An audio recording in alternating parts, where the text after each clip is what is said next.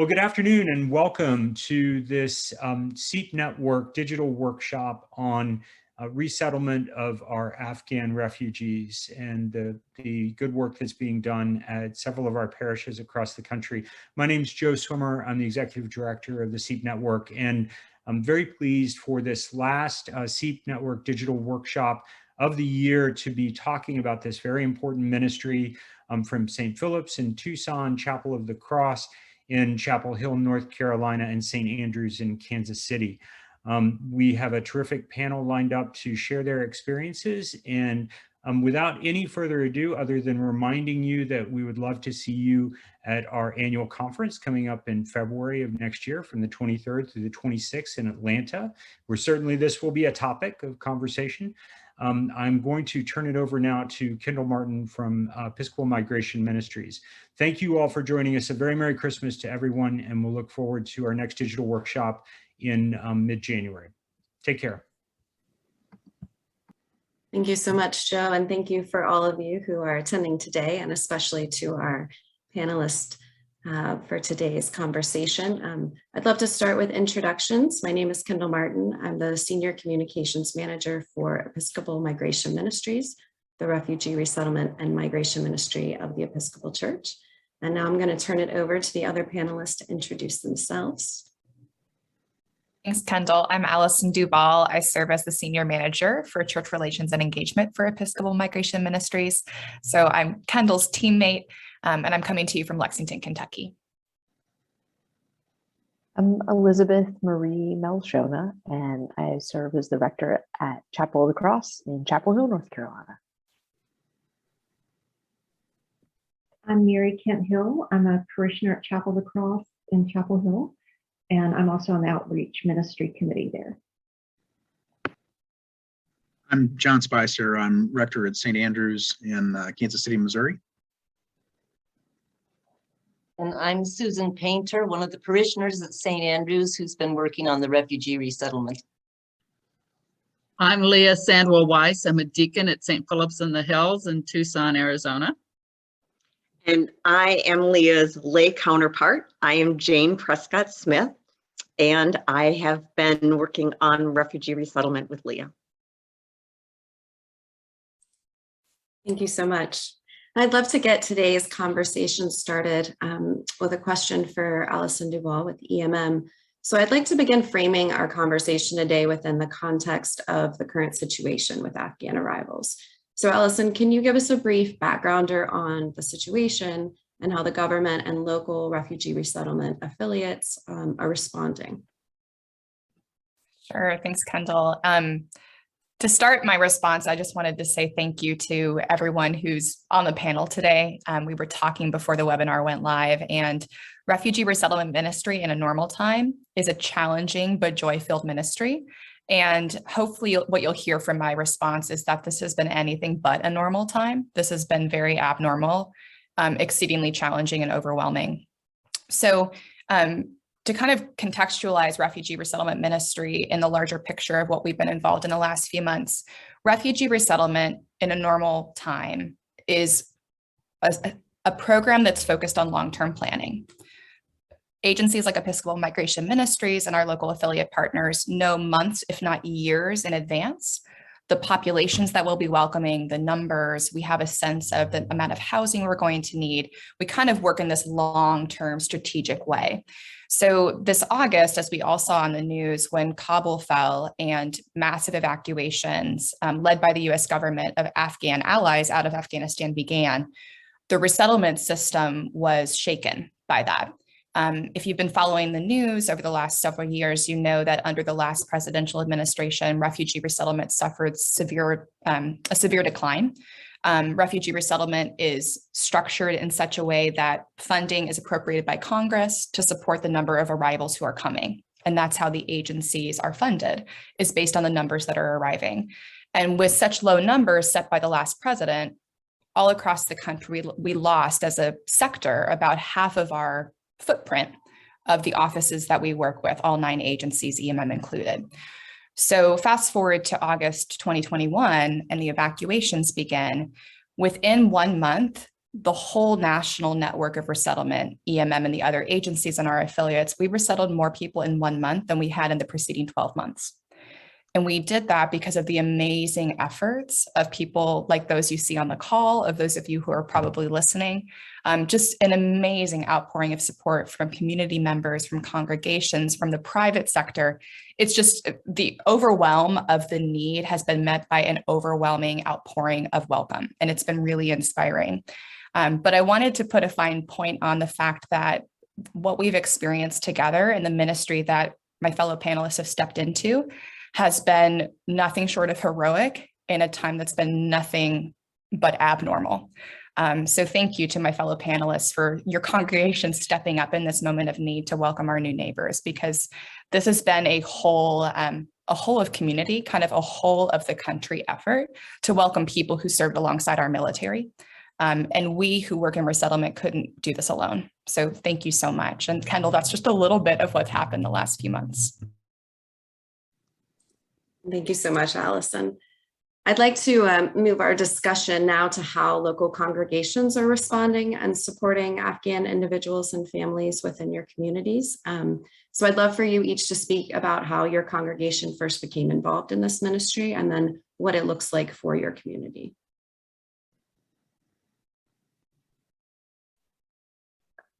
Mary Kent, you want to lead us off?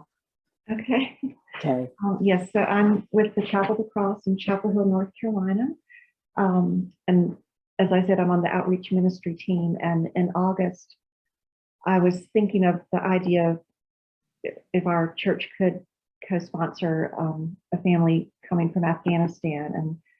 And so I spoke with one of our associate priests, and then we discussed it at our outreach ministry committee meeting and got overwhelming support from that. And then I attended one of the Episcopal Migration Ministry webinars actually right before the end of August, and that was very helpful. And I put in an announcement in our bulletin and got another great round of response for people who were interested in this endeavor. And then kind of by happenstance, I got connected with someone at another Episcopal parish in our town, Church of the Holy Family, and they had supported a family who resettled from Afghanistan a few years ago. And the family had 2 other family members who were at the base in Virginia who wanted to come to Chapel Hill, and they were looking for congregations to support them. So we joined in collaboration with another church and agreed to support the 2, or our church would support one family and their church would support the other one that were relatives.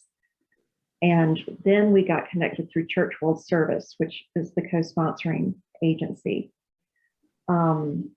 Everything happened very quickly and kind of at the same time. We were still forming our team. And then we were supposed to take training through Church World Service. And then we received notice one day that the family would arrive the next day. And so it's been a lot of work in flexibility and being able to move quickly. But there have been such wonderful support from the whole community. Beyond our congregation, other community members help collect furnishings. We were able to find housing for the family within 2 weeks of their arrival. A parishioner reached out to the leasing agent of a local apartment complex. We were also able to get medical care through them through the university, and the school system has the oldest. Well, our family has 3 sons. The oldest is in kindergarten. He's just started a couple of weeks ago. And then another local church has offered a scholarship spot for the middle son to attend preschool starting in January. So it's been a real community effort, and the family is just delightful. And they seem very happy and eager to be here.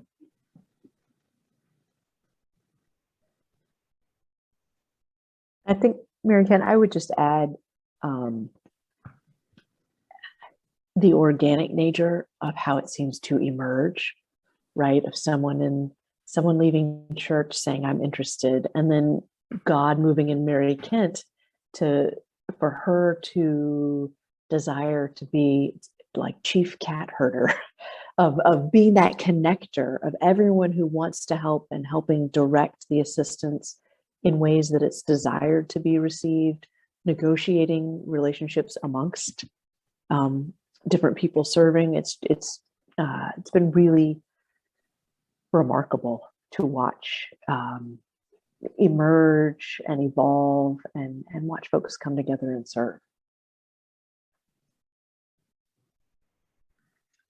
For our experience here in Kansas City, I would just concur with what you were saying about the organic nature of this and the movement of the Holy Spirit in bringing things together, because I guess you can see it that way, or you can see it as just complete chance, but I prefer the former. But certainly that is our experience too. I mean, in early September, Susan Paynter, my colleague you see here, and another parishioner, Ann Rainey, have begun talking about how we might get involved, how we might sponsor a family. and at the same time, I heard in a diocesan meeting, simply because I happened to be in the right meeting at the right time, that another congregation in the Kansas City area was applying for a diocesan grant to rehab part of their facility, to turn what had once been a house and that had then been turned into an office, to turn it back into a house because they wanted to sponsor a family. And we thought, well, this might be better to collaborate on rather than trying to do it alone. And it turned out another congregation in Kansas City, St. Paul's, which also has a day school, they wanted to be part of this too. So there are 3 Kansas City congregations doing this. And at least on our end, we gathered some people who were interested here at St. Andrews and talked a bit about what this might look like. And we raised some funds just to have some seed money, though we didn't know what we were going to be spending money on yet, but figured we'd be spending money on something. So raised some money, and then Susan here has been coordinating our end of the collaboration with the congregation in Lee's Summit that's actually housing the family. So Susan, you want to talk about what that looks like now? Well, it's been really interesting because, as Father John said, we've had 3 churches and a day school in addition to the resettlement affiliate. And we also had 2 Muslim groups helping us with some cultural awareness. So altogether, we had 7 different organizations working together. And it's been exceptional because, like individuals, each organization sort of brings their own gifts to something like this. And so we all learn from each other. And I kind of think of it as a training wheels experience. Working in collaboration with other churches is, I think, as complicated as it seems sometimes, I think it was much, I don't know, it was easier to move forward than doing it on your own for the first time. So I learned a lot. I know others learned a lot too. So I think this collaborative process, as Mary Kent was talking about, is a great way to begin something like this. So I think down in Tucson, because we have a history, and I do in particular, of working with border issues, and I was aware of immigration stuff because I was a law librarian and we have an immigration clinic and follow those sort of issues. When the EMM had their seminar last, I guess it was August, seems a lot longer than that. Turns out my rector participated in it too. We got off the webinar, we called each other, we said, we got to do this. And he put out a letter to the parish with a survey about what's the interest, and added a option in the online giving for it and everything. And we started getting a lot of people. We put together from the survey a spreadsheet of names and numbers and what people were interested in doing. And I got a hold of Lutheran Social Services, which our affiliate, and it's I knew about them from previous work. So they were in kind of, I think, crisis mode too. They were having some turnover or something. So we started off with their person who does she wasn't the volunteer coordinator, put it that way. She came and gave a presentation at our church. We did our first hybrid forum, and we got folks interested and learned some basics, but things kept changing, and we'll talk probably more about that in a little bit, about working with them and everything. But our family just came in last week, and I haven't met them yet. The first folks met with them yesterday. So, and Jane stepped up to be the ultimate coordinator for everything. I put some people together, but she found other people on the list who had skills that were extremely helpful, as I think she'll talk about with that. Yeah, so here's the thing I would say to anybody who wants to get into this ministry. You have to be really patient. The affiliate is going to get you information as soon as they have it, but that's usually at the last minute. So you're going to be operating in a just-in-time kind of way. And it's helpful for people to know that going in, so that you can manage anxiety and have lots of contingency plans so that as things change, you can adapt. So the thing that really changed for us was the night before the family was going to arrive, we heard from our caseworker that the family was not from Afghanistan, was not Afghan at all, but was Syrian. So that was kind of surprising, and we needed to talk to our rector because we had been raising money and taking in-kind contributions based on the fact that we'd be helping an Afghan family. I am pleased, relieved, blessed, whatever, to tell you that of all the people in our church, which number over 40, who have contributed in some way or another on this, only 2 were upset. And only one of those 2 withheld us with support then. And so we have been able to go forward. The next thing that was a surprise is because so many of the Afghan families coming had worked with the American military, we were told that probably somebody in the family would have some English. Well, our family has no English. They speak Arabic and Kurdish. So we are juggling, trying to find enough translator support so that we can communicate well with them. Because then the next surprise was to discover that one of the children is special needs. And so we needed to be able to communicate very delicately and deeply with the family about this. Here's the thing though, I stand convinced that God wanted us to work with this particular family because on our core team of 10 people, we have a retired pediatrician. We have a retired nurse, and this particular disability is in the area of speech. We have a speech pathologist. So when we put this core team together, we were just looking for people who had a heart to welcome refugees, but we ended up with a team that is a perfect fit for helping this family. And so I think you just have to say, praise God.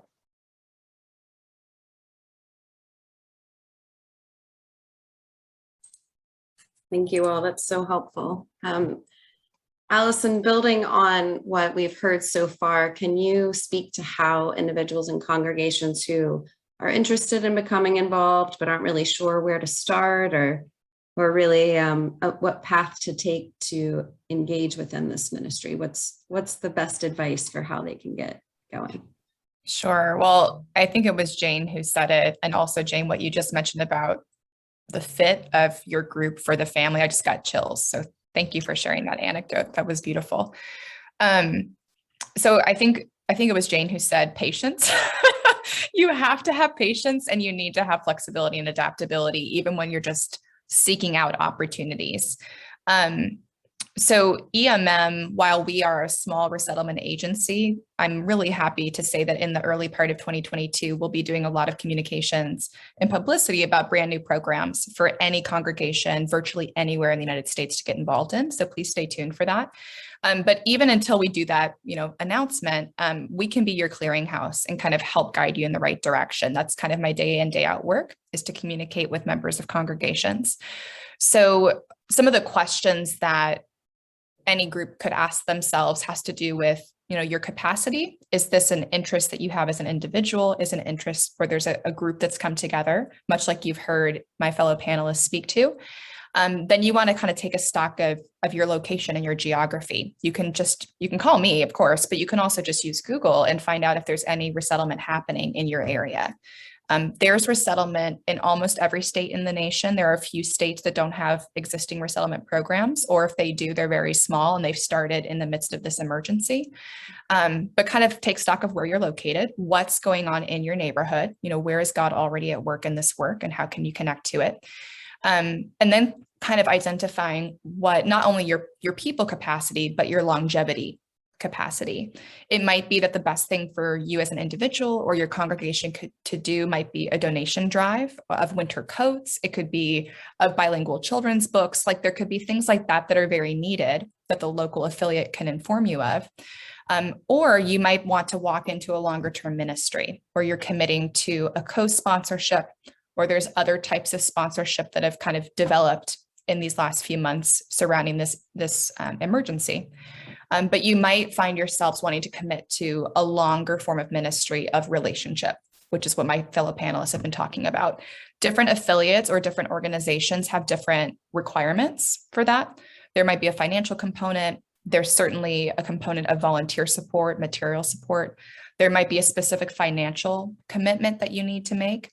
But those are kinds of things to assess within your own congregation while you're reaching out and finding out what's happening around you. Is what do you have the capacity to commit to? And do you have the gifts of the spirit of adaptability, flexibility, and patience? Because Lord knows you're going to need them in this work.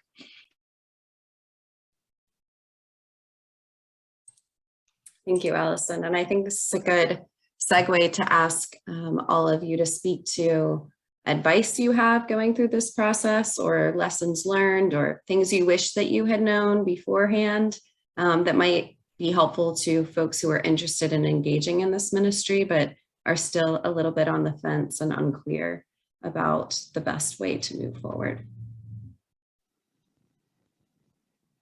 I think one of the things that was complicated was the bureaucracy and the paperwork. Because people can't just say, well, I'll do X, I'll come by, I will take them somewhere. Well, one of the things we found out is we can't have drivers who are over 70. Guess who has a lot of free time and want to drive folks somewhere? Plus, if they were by themselves, which wouldn't happen in this case since nobody speaks English, but they would have to have a fingerprint card and all these sorts of little things. And I finally made my own checklist of the paperwork involved, just because it wasn't clear from the agency, like step by step, you'll need this, then you'll need this, and that sort of thing. And so that's part of the flexibility and patience that you will need.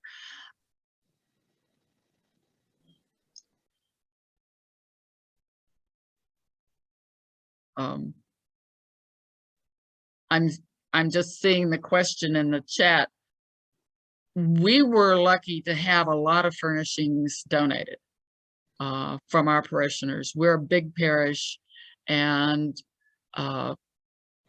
so Jane can give you the details about the only thing we've had to buy as far as furnishings, I think, have been some lamps and a chest of drawers or something like that. But it's Oh, yeah, Jane, go ahead.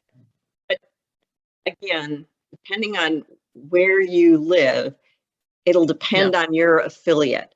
Lutheran Social Services, who is our affiliate, had very, very specific requirements. Mattresses had to be new, bedding had to be new. Right. We spent just over $2,000 on mattresses because it's a family of 5. And we were so lucky that one couple in our congregation volunteered to outfit the kitchen. I mean, everything from plates and mugs and flatware to measuring cups and mixing bowls. And I was blown away by the generosity of these individuals. The other thing is that housing in Tucson is non-existent, rental housing. And so even though there's a boy and 2 girls in the children, and we're talking about teens and preteens, we couldn't find a 3-bedroom apartment. Lutheran Social Services finally decided it was more important to get this family into an apartment. In fact, we're setting it up tomorrow, than having separate bedrooms for the children. So we're needing to get a screen to separate out. So I guess what I'm trying to say is there will be last minute things that you don't have time to get donated, that you will have to go out and buy. I think by the time we're all done, we'll have spent between $3,000 to $3,500 maybe, but that's with a lot of stuff being donated. And because there's a lack of housing here right now, rents have been going up for the past year. So we're hoping with a lot of the money that was contributed to be able to provide rental assistance for at least some amount of time. That's a matter that has to be negotiated and worked with Lutheran Social Services about how we do that, because we give them the money and they handle the rental assistance. So I think that the lack of affordable housing is something that's pretty common all over the country right now. And there was an article in the New York Times about it today, the confluence of lack of affordable housing with the influx of the Afghan refugees and the stress that's putting on the whole system. So I think a really good thing to keep in mind is be creative about housing. We were fortunate in that the church who reached out to us had this former residence, had been storage space for decades, but a former residence physically attached to their church. So in, really radical hospitality, they decided to open that space up and turn it into a residence again.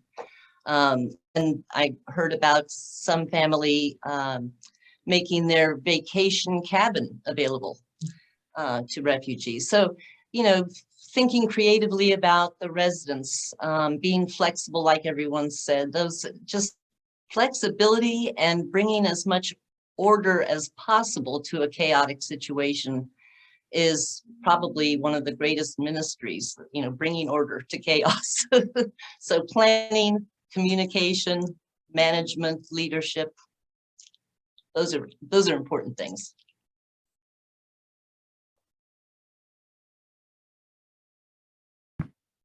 Related to housing, in our community, the family our church is co-sponsoring is a family of 5, but their sister's family is a family of 8.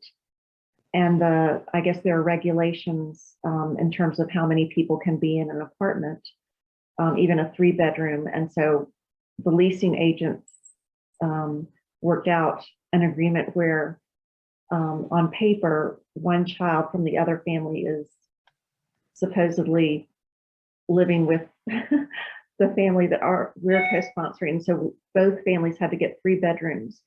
In reality, both families are staying in their own apartments, but the leasing agency had to work that out for us to manage to find places for both families.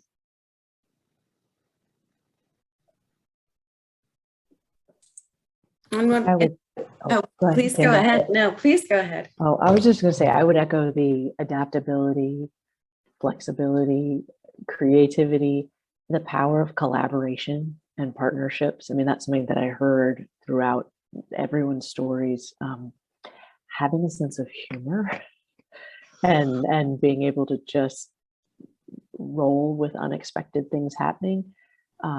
I've been struck by how much it has mattered to have the few people who can be tenacious with the details, who will continue to pursue the healthcare and be sure that the right translator can be present with the right, the gender of the social worker that makes the family comfortable. So that sort of attentiveness to detail, for me, connects to hospitality and dignity. So as we were collecting things, furnishings, housewares, we turned part of the church. It was like going into an IKEA. And so the family came in and was able to select those things that they wanted and not have the things that they didn't. And I thought that was powerful for them to be able to choose.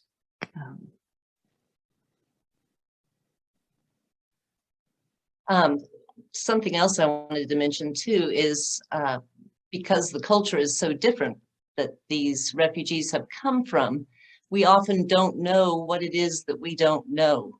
And so I would highly recommend making contact with a mosque or an Islamic center or someone who can advise you. We got terrific advice just on things you wouldn't think of, the types of utensils that the kitchen would need, the kinds of food to stock the refrigerator with, personal hygiene. I mean, there things that you just never would have dreamed of. They can just sort of fill you in and counsel you and help these refugee families feel more at home than they would have if you hadn't gotten that kind of advice.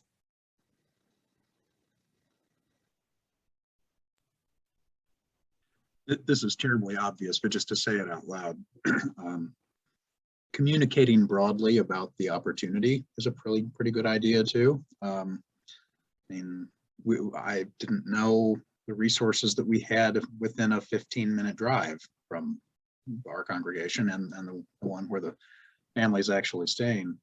I mean, there were partners within our diocesan family who we would never have known about had that word not gone out. So just asking people who might be interested. Well, you get perhaps more volunteers than you want in some sense, but which can be complicated too. But also an opportunity for the right gifts to come to the fore.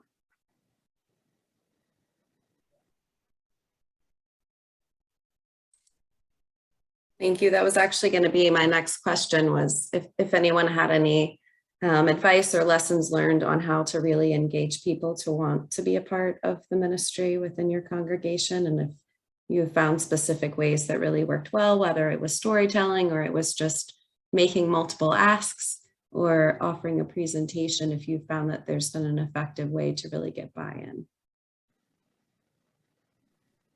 I was really surprised at the number of people who just jumped on board right away. Father John mentioned it in his announcement. We put it in the bulletin and our newsletter, and people just started pouring in, and it kept going. You know, first 10, then 20, and more people either devoting their time or their resources or making donations. It's just been stunningly heartwarming.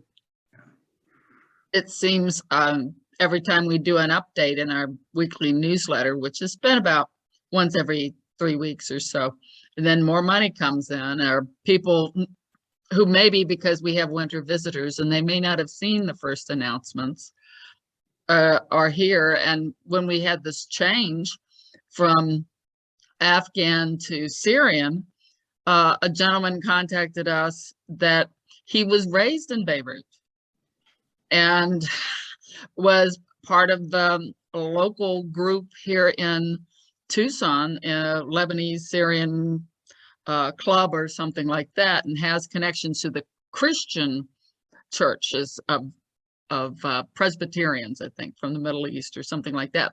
Now, I wrote him and I haven't heard back, but he's going to be, assuming he's actually back in Tucson, he's going to have a role to play, I think. So it's very helpful. I would say well, as you said, Susan, I was similarly overwhelmed with the great response just from a short announcement in our email newsletter. I got huge response, and from just a whole wide variety of people. And then as kind of a funny story, through Facebook free marketplace or shop for free, I forget what it's officially called, but we found a wonderful man who's originally from Afghanistan, and he lives in a town about 45 minutes away, but he's volunteered his services several times to come and interpret. So it's just been a wonderful community effort.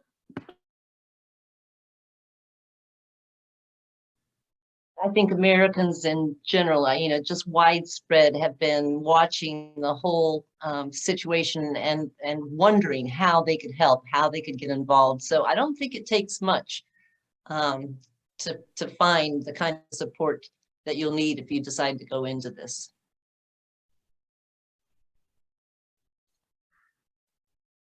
Of course, it's also true, at least for us and maybe for everybody on the panel, that we've just started, so what will that volunteer commitment look like when it's May or next September? I don't know, but it's going to be really important, I would wager, to continue to tell stories, continue to find new opportunities for people to engage, whether it's financially or in volunteer work or donations, or just, providing some kind of experience for the family. I mean, just the variety of engagement and being intentional about keeping that going past the initial excitement. Yeah, and Allison mentioned earlier about the different kinds of things you can do, even if you, let's say you resettle a family and everyone's exhausted, but you don't want to give up. There are other ways to participate by sorting donated goods, the warehouses that the resettlement agencies have, or doing office work or whatever. You can have teams from your parish do these things. You don't have to furnish a house and walk with the family the whole way through. There's all kinds of ways that the resettlement agencies and affiliates can suggest. Absolutely. And that brings me to a question I wanted to pose to Allison, which is that in addition to providing the on-the-ground support and the friendship and the welcome, what are other important ways that congregations can get involved in the education and the advocacy around migration ministry? Sure. So the moment that we've been living in, that we're still in, I mentioned at the beginning that this has been anything but normal, and resettlement usually is a very long-term, vision into the future and plan for the future process. So we've been living in a disaster response mode, in an emergency mode. And in that moment that we've all been in, the overwhelming support that we've seen also makes this a moment of great opportunity, where, as many of the panelists have mentioned, these relationships between parishes, relationships interreligiously with other faith communities, is just so powerful to help us as communities kind of knit back together some of that fabric of community that sometimes can be ruptured. One thing that we, EMM, and I know my colleagues throughout resettlement hope to see from this, is that the experience of welcoming a family inspires people to welcome again, to make it part of our practice as Christians, part of our practice as being Americans, to continue in welcoming newcomers to our country, to strengthen and enrich the fabric of our communities, and also to realize that public policy has impact on human lives. So getting involved in understanding how the federal resettlement program works, so that you know how to advocate to your elected officials about how you want to support your neighbors and how you care about individuals who are overseas who need safety, and they need to find a place to call home. And that America can continue to be that place, that beacon of hope for so many. So those are some other things. It's like continuing to learn. After you do the ministry of co-sponsorship, you do want to take time to rest as well. It's a very strenuous ministry. One thing I often hear from groups is that if you don't plan for it and you don't set up pretty good boundaries around your ministry, can be a tendency towards burnout. And we want to avoid that. We want you to have good boundaries and make sure you're setting the family up for independence so that they're not dependent upon you. They're your neighbors, and your neighbors can take care of themselves, kind of thing. So in addition to taking care of yourself after you finish a co-sponsorship, we'd love for you to continue learning. We'd love for you to be ambassadors for this ministry and for this program. So you can always reach out to EMM for resources and slide decks and talkers and all these kinds of things to help educate your community. And then, as I said, I really hope that folks who are involved now in response to this need are inspired to continue being involved and to advocate for the protection needs of people all over the world, so that we can continue to be a place of welcome, a country of welcome for people who are in need of safety and who will add so much to our communities.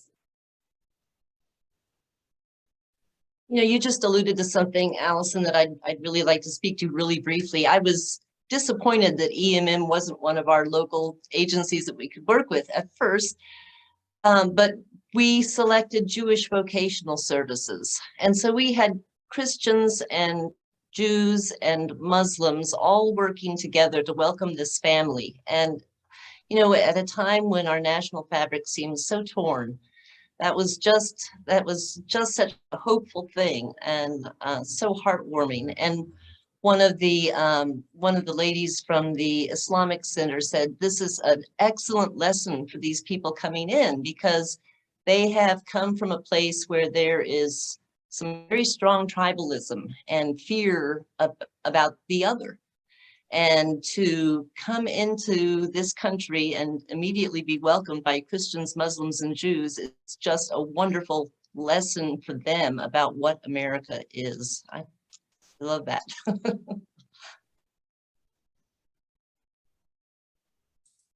Thank you so much, Susan. I love that as well. I wanted to pose a couple of questions that have come in, and I think that there's room for multiple folks to respond. And the first is an acknowledgement that the goal, of course, is always for the individuals to become self-sufficient. But the questions are around if you've witnessed any individuals having any kind of luck getting there in employment, and then has the lack of English been a major barrier for them in securing employment or finding a way to be a full part of the community at this point. In our experience, there's a local restaurant owner who's Iranian American, and he was very eager to support the husband in our family without documentation, except for what little bit we had, because he had no passport or, driver's license or anything, and minimal English. And so he started off in the kitchen. But we were grateful to the restaurant owner for providing that opportunity probably within 3 to 4 weeks of their arrival in North Carolina.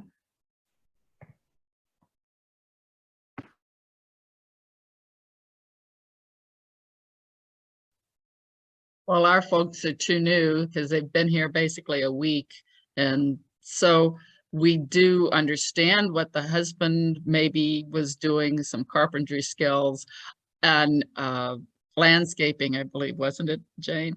Mm-hmm. I know a lot of people who've been looking for people to work on their yards and things like that. So I think that may be an opportunity for them, but we'll just have to kind of play it by ear and see what happens. Hello, little one. Our family is too new as well, but we have one parishioner in our group who works for a plumbing supply company, and the owner of that company has made it a practice to hire refugees. So that's That's another way that people can serve this community is looking at their own businesses and thinking, you know, what could someone with perhaps limited English do here, and open those positions up. Yeah. I wanted to add on to that, Susan. That's such a good point. Every local affiliate of any size will have employment specialists who work with the newcomers to help them secure their first jobs in America. So like Susan said, if you're a business owner, think creatively about what positions in your business could be staffed by people with limited English proficiency today. They will gain more, and reach out to your local affiliate. At a larger kind of corporate level, if anybody listening on the call today themselves owns or is part of like the upper management of a larger corporation or has members of their parish who may be, please do reach out to EMM. We can also connect you to our colleagues at the other agencies. Some of the major corporations that we've engaged with have been Tyson Foods, Marriott, Hilton Hyatt, many other hoteliers. We also have a very strong partnership with Airbnb.org, the nonprofit arm of Airbnb. So there's a lot that's been happening. Like I said in some of my earlier remarks, the outpouring of support from community members, faith communities, but also the private sector has been truly stunning. So if you have any connections like that, please do send them to your local affiliate, or if they're kind of national in scope, please do send them our way as well.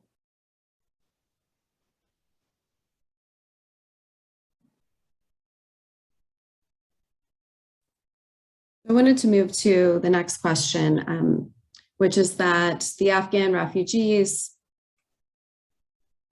have unique legal status, as many are here on humanitarian parole. And is EMM able to disseminate ongoing information on legal changes and/or paths?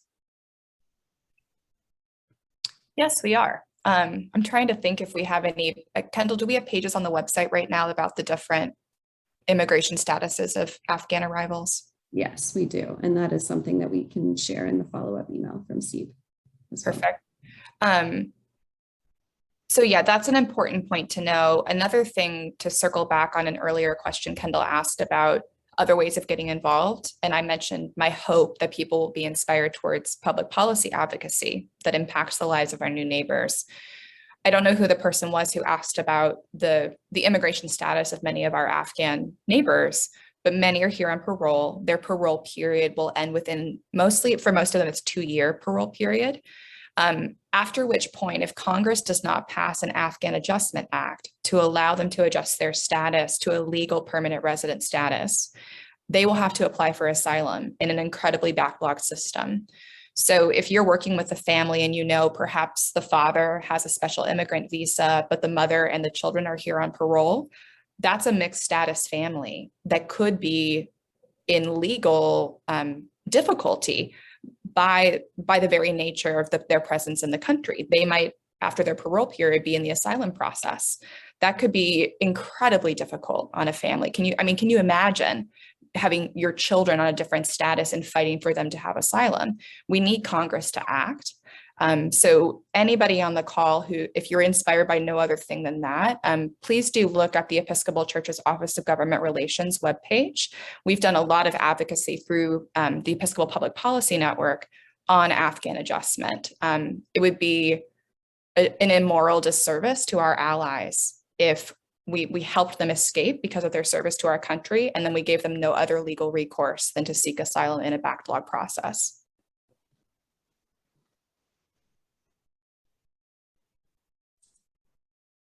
And another question that has come in is, are refugees through the federal programs cleared to work then? Yes, the humanitarian parolees are Afghan neighbors who have parole. They have their employment authorization documents, their EADs, and any individual who comes on a special immigrant visa, so that would be Afghans and some Iraqis as well, they have employment authorization, and so does anyone who comes as a refugee. So these are all different legal statuses. At the end of the day, we're talking about our neighbors and children of God. It's just that different legal statuses have different eligibility for different things in the United States. But all the individuals we've been talking about today have employment authorization, yes. And we received a direct message asking if we were comfortable with the vetting that has been done with refugees. And I did send a response in the chat box to say absolutely we are, and exactly what the process is. And to reassure you that refugee resettlement agencies, that's our highest priority, is the safety and security. And we fully support the process that is being followed. And Allison, I don't know if you want to add anything to that, but I did give just a briefer in the chat box so that folks would know what that process looks like. I think the only thing I'd add to what you said, Kendall, is that the men and women and children who've been evacuated by the US government through Operation Allies Welcome, they're individuals who served alongside our military and other contractors. So these are individuals who are known to the US, who have been in multiple security databases for a very long time. The process by which they came is different. They didn't come through the long multi-year process of refugee resettlement. They were paroled in because of the emergency nature of the evacuations. But these were all individuals who were known to our country before they were admitted. Thanks, Allison. And a question came in: do you have multiple families, individuals living pretty far apart? Here in New Hampshire, most are being settled in Manchester, Nashua, and Concord, about an hour from the seacoast where our family will be. How do you connect your family with others?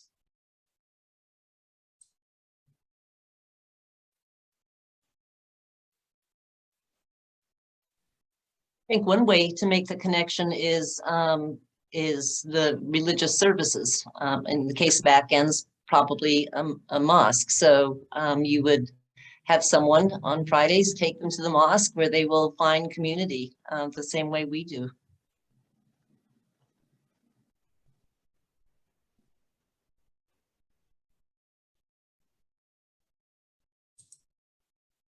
And seeing that there are no additional questions in the chat box right now, I did want to open the floor to all of you to offer any types of advice, closing thoughts, lessons learned, things that you want people to know, or encouraging stories, anything you have to offer that can really share with our audience what it's meant to you to be a part of this ministry.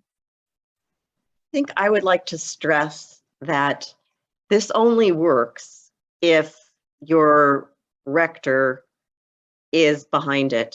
Maybe that goes without saying, but certainly having whoever's preaching share the news and remind people that Jesus was a refugee fleeing from the threat of Herod to Egypt, hoping that they would find safety there. And so we are compelled, really, to provide that same kind of hospitality to those who are not safe today. And I think it also helps to have a clergy person as the head of the team in terms of it being seen as an important ministry in the church. I know I've been extremely grateful to have Leah as a partner on this. Not only because our rector is so busy, it would be really hard to get to him, but you know, when we run into things, Leah and I can talk to each other, and she can often help me see how whatever is happening has a spiritual silver lining.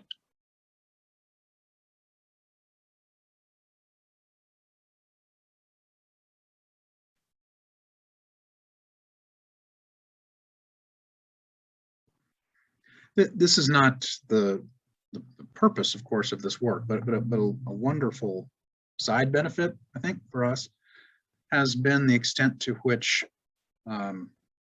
focusing on the well-being of a refugee family and the call to respond to someone made in the image and likeness of God from a different place, that has helped to bridge some divide, I think, for us. In a time when we tend to run to our polarized corners, mostly out of habit almost anymore. This is a bit of a countercultural message, I think, that these are different people, whatever that means, but they're also people who are allies, and that sort of casts everything in with a slightly different tilt, and has brought together people that I might not have necessarily expected to come together in something that it would be tempting to run from because it might be divisive. It actually has been just the opposite.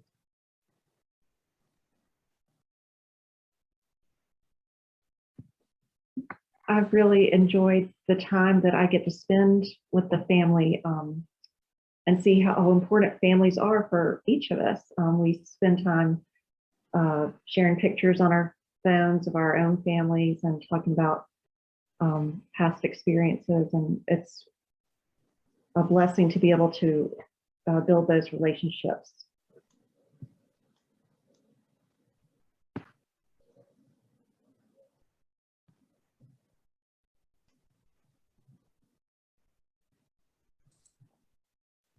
Does anyone have any other last thoughts or any questions for other panelists about their experiences or?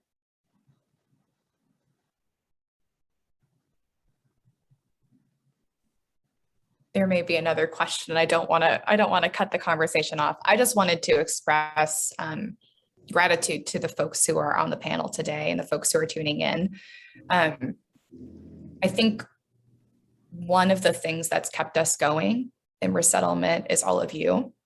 I can't tell you how hard these last few months have been for my colleagues and myself. I've heard from beloved colleagues in the field who've been in the field of resettlement for decades, who've worked overseas in refugee camps, who've said, like, we've never seen anything like this before. This came, like a tsunami hitting us. And it's been folks like you who've stepped up to help welcome our new neighbors to our communities. We couldn't do it alone. And like Father John was saying, it's been this amazing bridge building that's been happening, like in communities across the aisle. Like, this has been a whole of America stepping up to say, this is who we are as Americans. We welcome our new neighbors and we stand with our allies. And on some of the darkest days for all of us in resettlement these past few months, I just want to express gratitude to all of you on the call for doing what you're doing locally, because I know it's been hard for you all as well. But we truly, you've helped us get out of bed every day to do what we're called to do. So thank you for all that you're doing.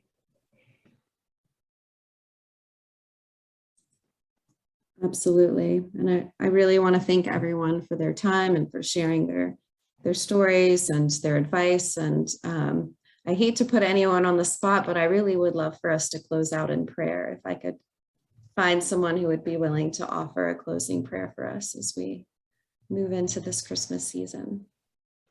Would anyone be willing to offer a closing prayer for us?